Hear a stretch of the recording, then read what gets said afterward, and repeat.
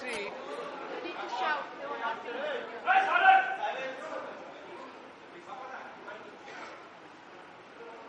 to get industries like Tata Motors, co-sector industries, the government has to facilitate, has to be a facilitator to procure land.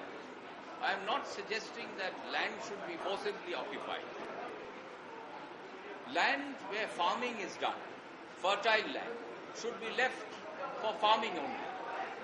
But at the same time, you should acquire land which is accessible to road and rail transport.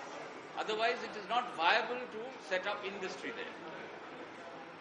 So, Bharatiya Janata Party government would act as a facilitator to procure land for setting up co-sector industry.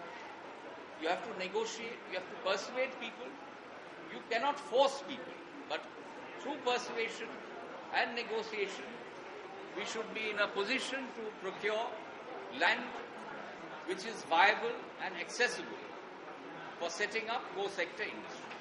But are you going to make pressure to the Tatas to come back investing money, or it's a big huge thing? Certainly.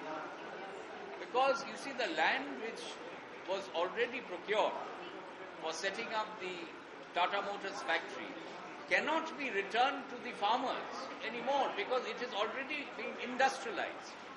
It is a concretized cemented land. It is no longer fertile for farming.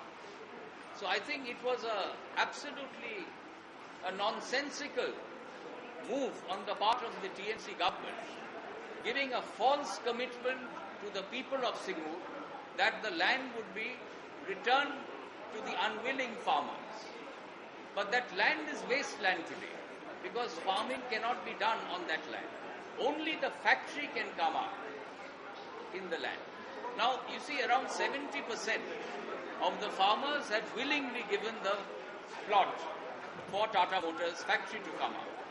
Now, only around 25 to 30% were unwilling.